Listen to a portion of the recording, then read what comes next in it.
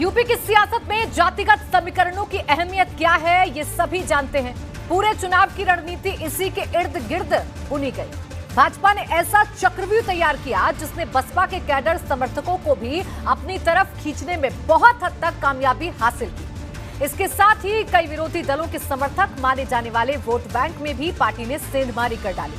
अब बारी सबके भरोसे पर खरे उतरने की है, इसलिए नए मंत्रिमंडल का खाका खींचने के लिए इसका खास ख्याल रखा जा रहा है। श्री योगी आदित्यनाथ जी को उत्तर प्रदेश का मुख्यमंत्री नियुक्त किया है।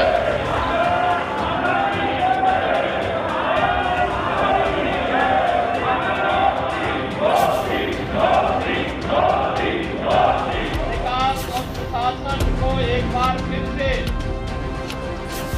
जनता जनार्दन ने अपना आशीर्वाद दिया। 5 साल बाद एक बार फिर हो रही है योगी सरकार के शपथ ग्रहण की तैयारी। तैयार हो रहा है नई टीम का खाका। मिशन मंत्रिमंडल के चेहरे का नाम तय करने के लिए सीएम योगी अपने काम में लगातार जुटे हैं और इसको लेकर तेज हैं अटकलें। टिकाऊ राजनीति के लिए लगातार चुनाव जीतना सबसे बड़ी शर्त है। भाजपा के संगठन के धुरंधरों का दावा रहा है कि वो 24 घंटे लोगों के बीच रहते हैं और आम मतदाताओं की नब्ज टटोलना उनका सबसे पहला काम है। इसलिए योगी मंत्रिमंडल 2.0 की भावी तस्वीर को लेकर इतनी चर्चाएं गर्म हैं। पहली कोशिश सभी जाति जमात और वर्गों को मंत्रिमंडल में भागीदारी देने की है, जिससे भाजपा का कोर वोट बैंक उससे मजबूती से जुड़ा रहे। नई सरकार की सूरत को समझने के लिए हमें 2017 के मंत्रिमंडल के जातीय और सामाजिक समीकरण को भी समझना होगा। 2017 में सीएम योगी के साथ 2 डिप्टी सीएम समेत 46 मंत्रियों ने शपथ ली थी। इनमें अग्री जाति से 25 मंत्री थे, ओबीसी वर्ग से 15, अनुसूचित जाति से 4, सिख समाज से 1 और मुस्लिम समाज से 1 मंत्री बनाया गया था।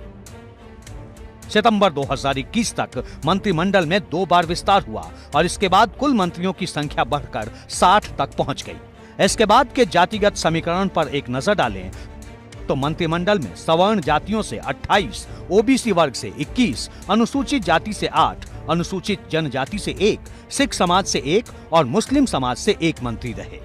अब आपको एक एक कर ये भी बता दें कि किस वर्ग की किस जाति से कितने विधायकों को मंत्री बनाया गया था। अगले वर्ग की बात करें तो इस वर्ग से बनाए गए 28 मंत्रियों में से 10 ब्राह्मण, 7 क्षत्रिय, 1 कायस्थ, 2 भूमिहार, 5 वैश्य और 3 खत्री जाति के थे, यानी करीब 50% मंत्री सवर्ण थे। ओबीसी की बात करें तो सवर्णों के बाद सबसे ज्यादा मंत्री इसी समाज से बनाए गए थे। ओबीसी समाज के कुल 21 मंत्रियों में से 5 कुर्मी जाति से, 3 जाट, 2 कुशवाहा, 1 लोध, 1 गुर्जर, 1 चौहान, 1 निषाद, 1 बिंद, 1 कुम्हार, 1 पाल, 1 यादव, 1 राजभर और 1 सैनी जाति से थे। नवंबर 2021 की जानकारी के मुताबिक योगी मंत्रिमंडल में अनुसूचित जाति से जो 8 मंत्री थे, उनमें 2 कोयरी, 2 खटीक, 1 जाटव, 1 पासी, 1 बेलदार और 1 धोबी जाति से मंत्री थे। अगर अनुसूचित जनजाति की मंत्रिमंडल में भागीदारी की बात करें तो इससे 1 सदस्य, अल्पसंख्यक वर्ग से 1 मुसलमान और 1 सिख को मंत्रिमंडल में जगह दी गई थी। इस तरह सवर्णों की 6 जातियों, ओबीसी की 13 जातियों, एससी की 6 जातियों और एसटी की 1 जाति के विधायक को मंत्रिमंडल में जगह दी गई। इसलिए अटकलें तेज हैं कि इस बार मंत्रिमंडल का गठन किस जातिगत और क्षेत्रीय समीकरण के आधार पर होगा। अगर सूत्रों की बात करें तो इस बार मंत्रिमंडल में कुर्मी, लोध, जाट, यादव, निषाद, राजभर, जाटव और गैर जाटव दलित समाज के विधायकों की भागीदारी बढ़ सकती है।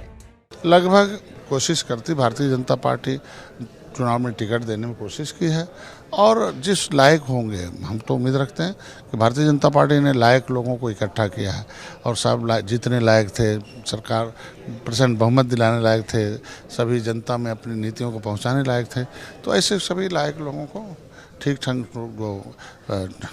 जो उस लायक होंगे निश्चित रूप से जिम्मेदारी देकर शासन में मतलब सरकार चलाएगी। अब देखना है कि आखिर मंत्रिमंडल गठन के फाइनल होमवर्क के बाद कौन सी तस्वीर सामने आती है। एबीपी गंगा के लिए ब्यूरो रिपोर्ट।